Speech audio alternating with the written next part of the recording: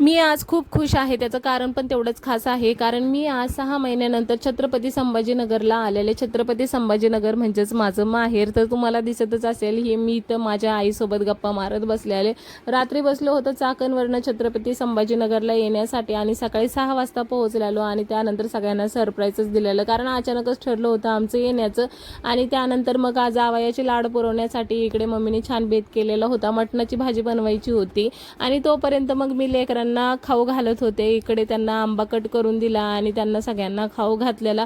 सगळे आतू आली आहे म्हणून आजूबाजूला येऊन बसलेले आणि त्यांनी पण मस्त खाल्लं. इकडे मम्मी भाजीच्या तयारी. मटण कधीच खात नव्हते, एकदा ट्राय करून बघितलं आणि एवढं आवडलं ना. माझी ताई एवढी आवडीने खायचे, म्हणायचे काय एवढ्या आवडीने खाते काय माहिती, पण ज्यावेळेस आळणी मटण खाल्लं ना मम्मीच्या हातचं, तर त्यावेळेस समजलं खरं ही एवढ्या आवडीने का खाते. एवढं टेस्टी बनवते ना.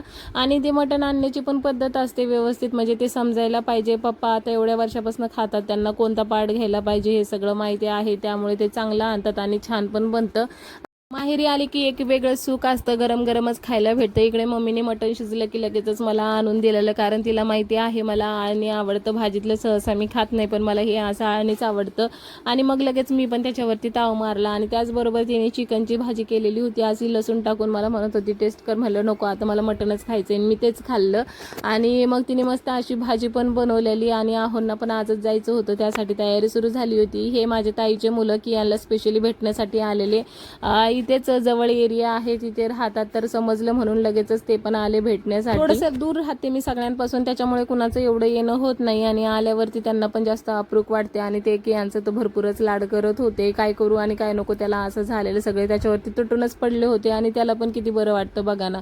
त्याला सगळे ह्या असेच पाहिजे. माझ्या माहेरी एवढी लेकरं आणि सगळे जर एकत्र जमले ना एवढी मज्जा येते ना, खूपच म्हणजे खूप भारी वाटतं. कारण खूप मोठी फॅमिली आहे आमची आणि सगळे जमले ना, कामं तर तेवढं पडतंच पण सगळ्यांनी मिळून करतो. आणि धिंगाणा तर एवढा असतो ना की विचारायची सोय नाही. आता बघा ह्या कियांलाच किती खेळवत आहे आणि तो किती एन्जॉय करत आहे.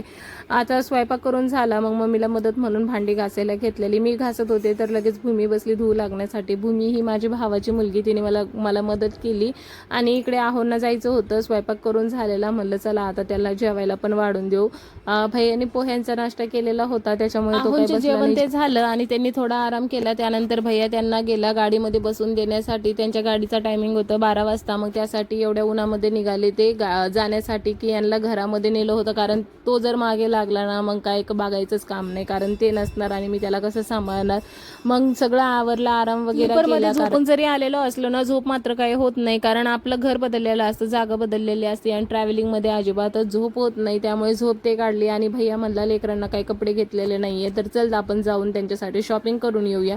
बाहेर निघले की सगळ्या आजूबाजूच्यांना माहिती झालं मी आले आहे आणि सगळ्यांना कौतुक वाटते, कारण खूप दिवसानंतर येते. त्यांच्याशी गप्पा मारल्या आणि थेट निघालो आम्ही प्रोझोन मॉलमध्ये जाण्यासाठी. म्हणलं आता जयंतीसाठी काही ऑफर असेल तर बघूया. आणि तिथे गेलो आणि जे आवडले कपडे ते घेतले. आणि कुठले घेतले आहे हे तुम्हाला पुढे मी नंतर दाखवेलच. तिथून शॉपिंग करून झाली आणि त्यानंतर भैया म्हणला जे आंबेडकरांच्या साईनचे आहेत ना तसं कियांसाठी घेऊया. त्याला म्हणलं तू त्याची इच्छा होती त्याला तसा घ्यायचा ह्या अशा पद्धतीने. तर मग त्याच्यासाठी तसा ड्रेस घेतला. आणि भरपूर थकून गेलेलो होतो, कारण भरपूर अशा ट्रॅव्हलिंग आणि त्यानंतर इकडे तिकडे फिरणं, म्हणून मम्मीने घरी येण्या अगोदरच अशी मस्त आईस्क्रीम आणून ठेवलेली होती.